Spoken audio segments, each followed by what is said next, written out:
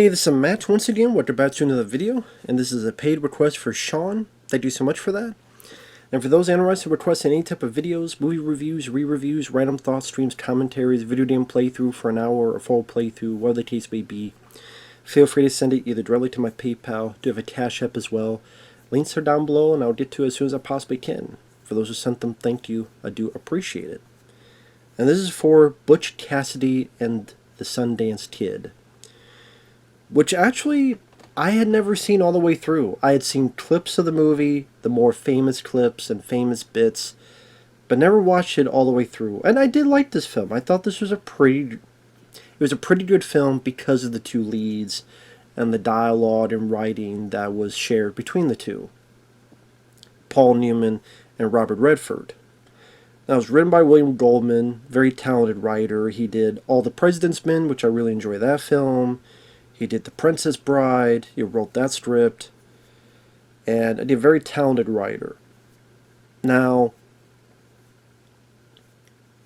when you think of this film, there's a lot of spoilers for a film from 1969.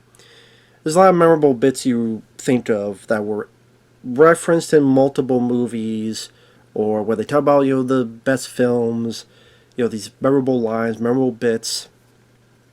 And they were fun to see and revisit, whether it be them getting ready to jump over the cliff, and Robert Redford admits he can't swim, and then Paul Newman laughs and goes, "The fall will probably kill you." Whether it be the whole Paul Newman on the bicycle with the girl and the song "Raindrops Keep Falling on My Head," which was the introduction of that song.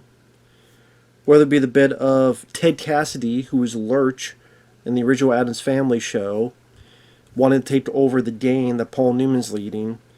And it's like, "You want a gun or a knife fight?" "I don't want to fight you. I don't want to shoot you. Find a knife fight." "Okay, fine. If we're going to do this, we're going to go over the rules." "Rules? What rules?" So he kicks him the balls. Okay, now that no rules out of the way, then he sucker punches the guy. So he uses trickery, kicks him the balls, and knocks him out, and thus he's the leader of the gang again. So there's fun bits like that. There's the ending, of course. And again, throughout the years, I would see movies and TV shows reference stuff from this film. So it's interesting to watch this film again and see all those, all of those references be showcased in their original format. But the raindrops keep falling on my head, that was in Spider-Man 2, that song, and there was a montage to that. Mallrats, the reason the guard is called LaFours. How can I forget his name? The guy in The Running Man and Arnold's buddy, Sven Thorson. He plays the guard, the mall security guard LaFours. The reason he's called is because the guy that's chasing them, Butch and Sundance, is LaFours. I don't know if this is in the final cut, but it might have been a deleted scene. I think it was a deleted scene where Jason Mewes is talking to, I think it was Jason Lee or someone, and it's like, "Is LaFours out there?" "No." For a minute there, I thought we were in trouble. That's absolutely a reference to this at the end of the film. But again, I think that was cut out in Mallrats. Just back when I was really big into Kevin Smith, I would watch commentaries, deleted scenes, all that stuff. So, in fact, there's probably like a Mallrats extended cut. Well, yeah, there was, because I saw it on the... I don't have the newer Arrow video release, but the older release, there was those deleted scenes in that you could see individually. But anyway, I was such for all that stuff back in the day when Kevin Smith was worth a shit, in my opinion. But there was that. There was even Shanghai Noon. There's the bit where Jackie Chan and Owen Wilson are going to come out, guns a-blazing, and you hear gunshots, but then they're fine. Wasn't really the case for these guys here. Yes, it's a still frame, but you get what's going on, what happened. So yeah, Shanghai Noon, and the mall rats, all this stuff. So again, it's cool to see the original. And I thought like it was well directed. Like the beginning, I thought it was cool that they show like an old film, projector film of Butch Cassidy, and then like the opening stitched with the sepia tone, which I thought was a intriguing idea, and it glows in the color. I like the way they introduced Robert Redford's character, where it's centered just on his face, and this guy, we see the back of him, and oh, you're cheating, all this, and gets up, and even when the guy gets up, the camera still stays on Robert Redford. He's like, I didn't cheat. And then the guy goes, oh, I didn't know you were Sundance. The Sundance Kid. And I like the way Paul Newman talks to Robert Redford. Like, it's some good back and forth where it's like, you sure want to take this guy? I mean, every day you get older, that's the law. I mean, I don't know, man. I think you may be over the hill. Like, he keeps telling Robert Redford. Then when he walks away, the guy goes, are you really that quick? And he turns and hits the gun and pushes the gun away with his bullets. And then as he's leaving, Paul Newman looks at him and goes, yep, over the hill, like I told you. So, the two, Paul Newman and Robert Redford had really good chemistry in this, and that's the best part of the movie. Is the way they interact with each other. Paul Newman, he's the leader, he always tries to come up with a plan. He used a bit of trickery. You find out he's never shot someone. While Robert Redford is a more quiet guy, more man of action guy. He doesn't really come up with plans. And he's much more of the shooter of the group.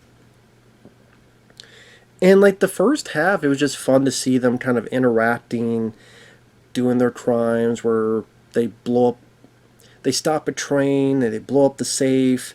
And there's this guy adamant to get the money, and Paul Newman's like, come on, dude, like, you don't want to die because of this? Come on, man. He doesn't say it like that, but... Or the bits where he's got to deal with Ted Cassidy, gives him the balls, well, since there's no rules, and then knocks him out. Like, that was a funny scene. The raindrops keep falling on my head, I thought worked, which I know Robert Redford actually thought it would not work. He thought that was a dumb song to use.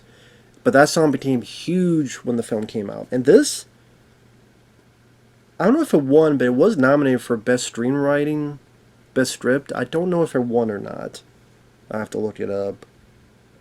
But it did. It was definitely nominated for a few Oscars, at least for some of that stuff.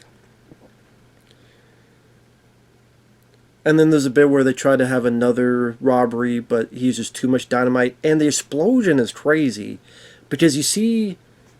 I'm guessing it's stump people, but like here's the imagine where I'm at is the train, and well, there's the post over there. So let me put it this way: they're like right here, and the train's like right here, and it blows, and they blow back like that. Like it was a really close explosion, and they fly back like that. I'm like, holy shit! Commendable to the stump people and the hell of a real explosion, and it really gave that oh shit reaction to me, the audience member. But at the same time, it was like, since they were fine, it was like kind of funny, like just how too much they used, and it blew the money out. Which that makes me think of Shanghai Noon, where because of what Jackie Chan did, it blew the safe out and the money out. So different circumstances, but still. And then pretty much after that, they're pursued. And I wasn't sure about it at first, but I actually kind of liked how long the pursuit was, because they're riding along, then they stop, and they realize they're still being followed. They ride along, they're stopped, they realize they're being followed. And from the time they keep stopping, and there's like a bit where it's nighttime, I thought this was really cool, where you see the two characters here, and in the distance, over the hedge, or like over a ridge, you see around the corner, like in the very distance, like where my finger's at, you see like this light, and like I'm looking in the back and I see it, and then they go, what's that? Is that people with torches? So I thought that was a really cool reveal to see that like right from the distance. And then they think, well, that guy looks like this Native American tractor. Wait, he wouldn't be here. He's in a different state. Wait, that must be LaFour's. He has like a white hat and a white skimmer.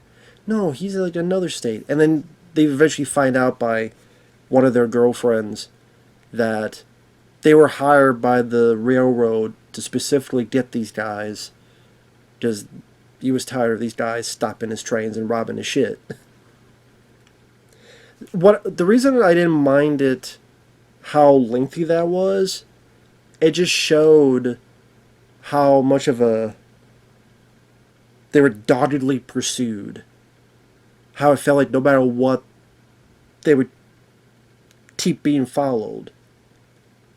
The relentlessness of the posse. Whether it's day, night, they even go on one horse and let the other horse go, and they realize the trick didn't work, so now they're still being chased. Just about how it seems like no matter what, they're being chased. It sells that desperation of the characters. And why they gotta go to a place like Bolivia, which they do. And that's where they get cornered, they jump.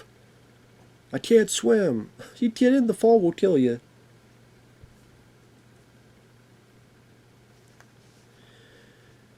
And then they deal with the girl who Robert Redford is in love with, and the three of them decide to go. And I kind of like this montage where it's done like old photographs that show them getting to New York, enjoying the sights of New York, getting to like the boat, the ferry, whatever, and then getting to Bolivia. Or was it a train? Anyway, they get to Bolivia, South America. And yeah, I like the fact it was done so you see like all these old pictures of other people, then all of a sudden you see them. So it just makes them as if they're part of the history of this world. Like you see these photographs and you see them in the photographs, and it's a pretty lengthy montage. It's interesting. It was a different type of way to tell the story of their travel from America to Bolivia. I will say though, when they get to Bolivia, I thought the movie was a bit less interesting. There's some bits I don't mind. I like when they first arrive, and in spoilers, and Robert Redford is just shaking his head at how much poverty there is. And then Paul Newman goes, well, I mean, I've heard that your money could go a long way. And Robert Redford kind of looks at him and goes, what do they have here that you could possibly want to buy? And they try to do a bank robbery, but they don't know the language. So that was kind of funny. But then, like, after, it's just kind of, okay, they're robbing some places. They're just trying to relax. I don't know, it just kind of dragged a bit. There's a bit of a montage of them stealing from here to there. Then they try to go straight, where there are these guards for these mines. Then these bandits attack and kill the guy who is with them, and they have to kill them. Some style. I mean, Paul Newman's never shot anybody, and Robert Redford's like, well, now you tell me. And they shoot the bandits, bit of slow-mo, so almost as a true, almost as like a little bit of, maybe not as bloody as Sam Peckinpah, but the slow-mo did remind me of Sam Peckinpah. Just, it's one of the only times you see slow-mo in the film. So it's not like there wasn't any enjoyment. It just, I felt the humor and energy was much more apparent in the first half of the film, when they were in America. And when they got to Bolivia, it just seemed like things kind of, although some entertaining bits, but just kind of slowed a bit or dragged a bit. Until you get to the end of the film. And then, I'm thinking, well, it would have been nice to have a bit of they want to go on the straight and narrow path. They think that LaForce is there, but you never get to know LaForce. You never get to know him as a character. I don't think you even see his face. Maybe that's the point. Maybe it gives a bit more of, here's this figure that we don't know what he looks like and what he can do.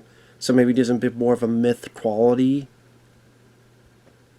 And they didn't want to disrupt that. Just pretty much after killing the bandits, they just decided to go on the straight and narrow path. Although I'm sitting there going, well, you guys kind of did succeed in this, but you protected the money. But they decide to rob again. The girl goes, no, I think it's a bad idea, and she goes home. And pretty much the two steal some burros. They go to a place, kid notices it, and you get this bit of a shootout between them and the cops. Where Robert Redford gets to show that he's a good shooter, able to get some really good shots in. They both get wounded. They both hide out. And they thinking, well, maybe we'll go to Australia, because Paul Newman's always trying to think of another plan. Always trying to think of another plan. Oh, whatever. No, hey, there's a difference. What? They speak English there. They do? Yeah. So we won't feel so much like foreigners.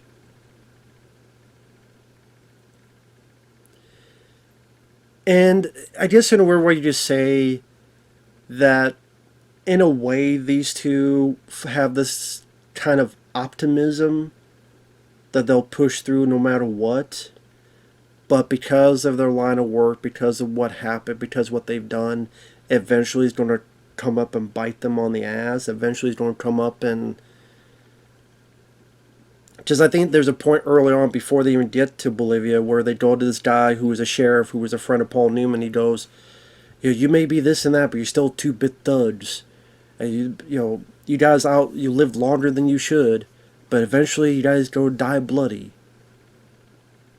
And this kind of impending doom where, like, no matter where these guys go, sooner or later, because they keep doing this whole thing of stealing and robbing banks, eventually it's going to come to pasture.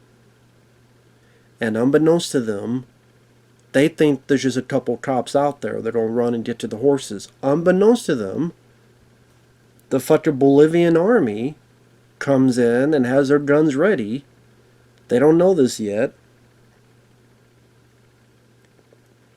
Maybe they kind of think we're in quite a pickle here, so they may not make it, but they still have a little bit of that optimism in a way. And pretty much they go out, it freeze frames, and you get the idea that they were killed. Because there's 3 or so volleys of gunfire. Again. So, yeah. Eventually, sooner or later, they're going to die in a blaze of glory. And that freeze frame is definitely one of the more famous freeze frame endings in film history.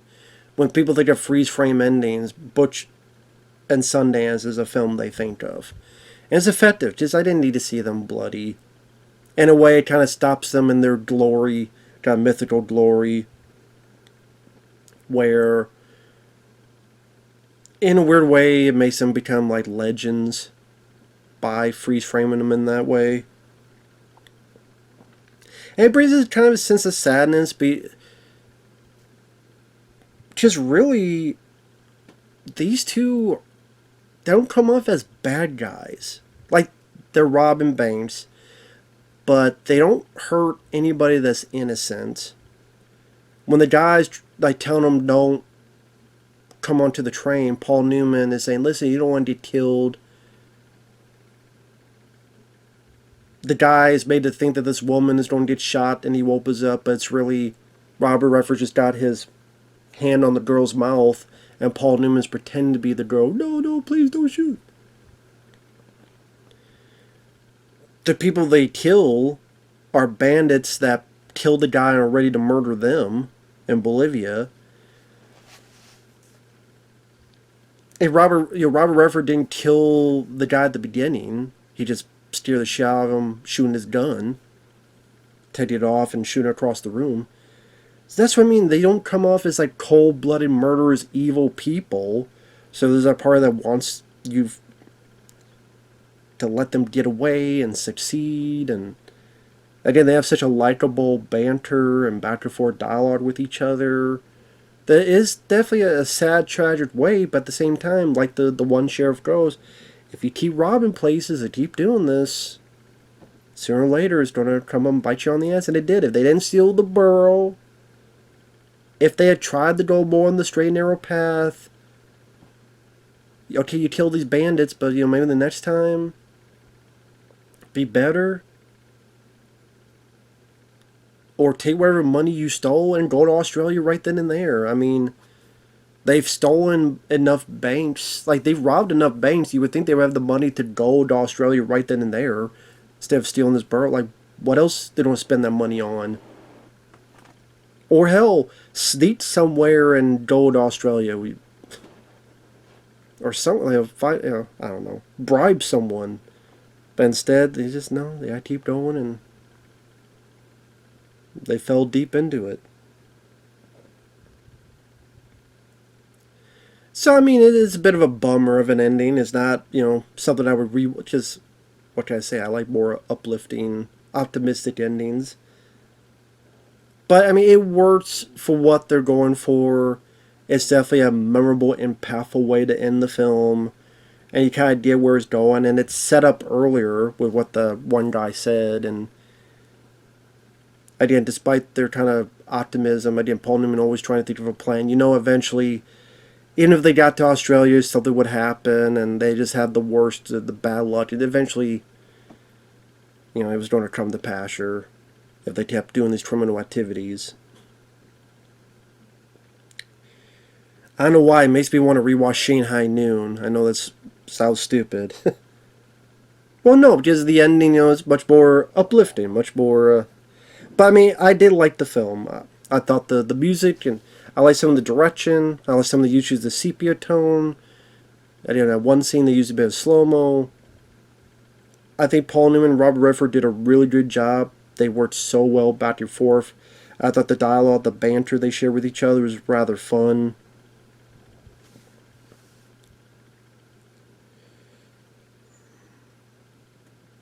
I get why they didn't want to have LaFours and the Native American tractor as characters, because just hearing about them would give this kind of mythical quality to them.